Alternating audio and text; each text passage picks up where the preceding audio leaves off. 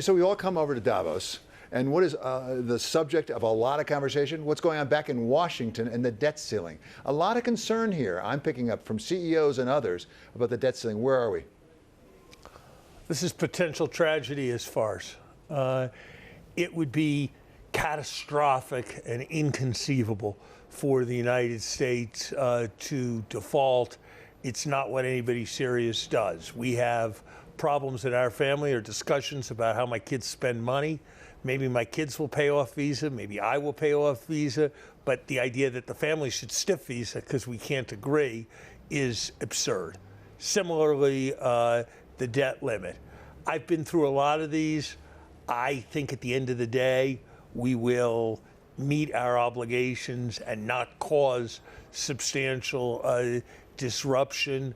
But God, I wish we could move past this, like Senator McConnell showed real leadership in doing some time ago, because it would be catastrophic for the United States and for our sense as a serious country if we were to actually default. Another big story here in Davos, but more globally, actually, is now Liu He, the vice premier of China, meeting with Janet Yellen just over in Zurich, not far from here, in part because Liu He was here, as I understand it, in Davos, to at least start a discussion. What do you make of that? I think it's encouraging. I had a chance to speak with him here in Davos. Look, I think it's always better to be talking. Whether you're agreeing, whether you're disagreeing, you get to better places with mutual understanding. And so I welcomed that. I think the right approach is small victories. We're not going to have a broad rapprochement or a transformation of the relationship. But if we have small victories, we identify areas of progress, we have specific accomplishments. I'd like to see that with respect to the debt problems and debt resolution of some of the poorest countries in the world. I'd like to see that with respect to climate finance in the developing world. I think we can make progress if we set our expectations and aspirations right towards small victories. You're a macroeconomist, you're not a politician as far as I know. At the same time, you know politics in Washington. Can we make even those small steps of progress on either side, with Liu He maintaining the support from President Xi and Janet Yellen maintaining support in the United States? Because there's a lot, as you know, of political sentiment against China. I think if we're making concessions to China, probably not. If we're working with China to work out an African debt problem or to support an energy transition, then I think we can. I think we need to get out of the zero-sum mindset, and by focusing on the issues in third countries, I think we've got a much better chance of doing that.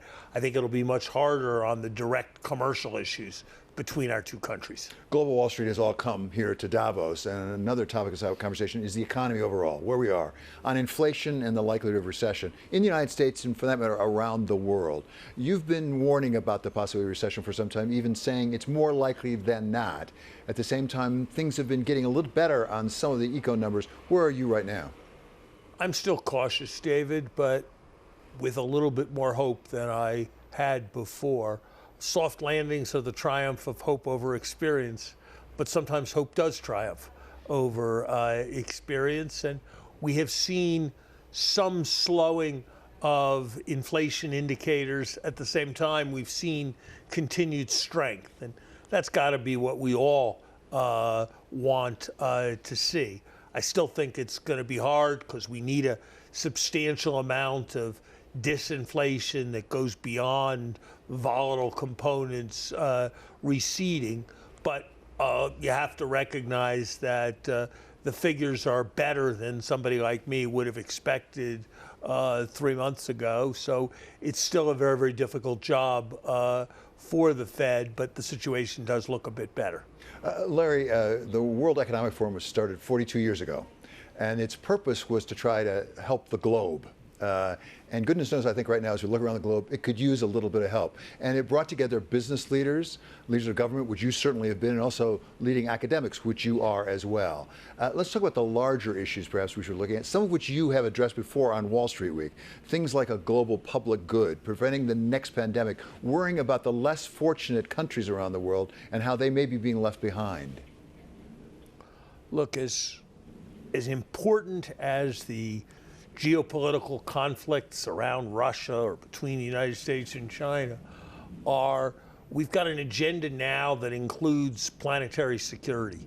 That's with respect to pandemics, that's with respect to climate change, that's with respect to huge refugee flows, that's with respect to nuclear proliferation. And we've got to address that agenda. And we've got tools for doing it, the IMF, the World Bank, the United Nations, but we need some boldness and vision if we're going to get there in terms of doing it. And that's something that President Biden has been very much behind. And I hope in his next 2 years as president, we're going to see some real vision for the international architecture and the international institutions coming from the United States, because I think there's vast potential to support a green transition in particular. Extraordinary things have happened with technology, but they're not going to be self-actualizing. It's going to need finance, it's going to need a push, it's going to need global collaboration.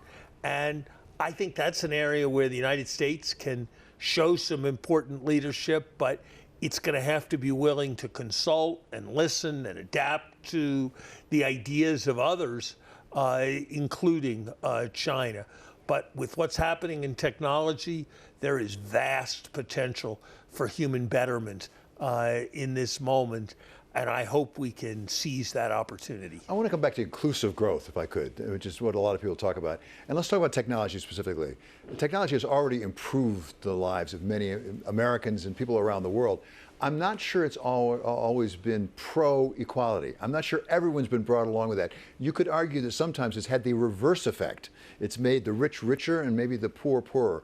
Looking at things like quantum computing, like open AI, artificial intelligence like that, is there a way at this stage we can take a look at that and say, let's make sure we bring along everyone? Because as you point out, Larry, it's not just the right thing to do, it's also the smart thing to do economically to have more inclusive growth.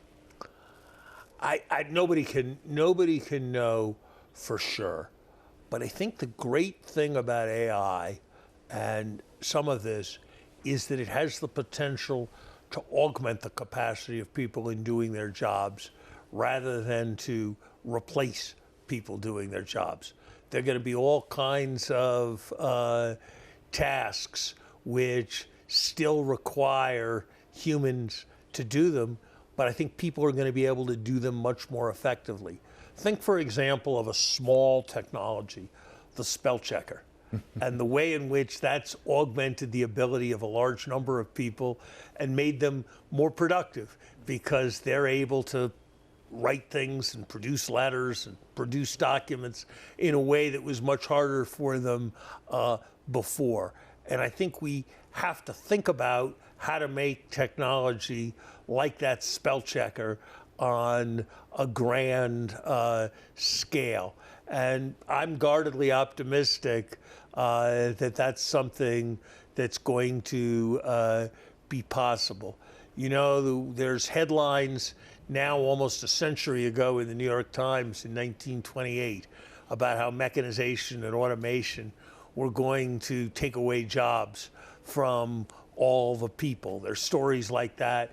And President Johnson had a commission that was exactly about all of that. And yet we kept making progress. And I'm optimistic that there's that possibility in the future.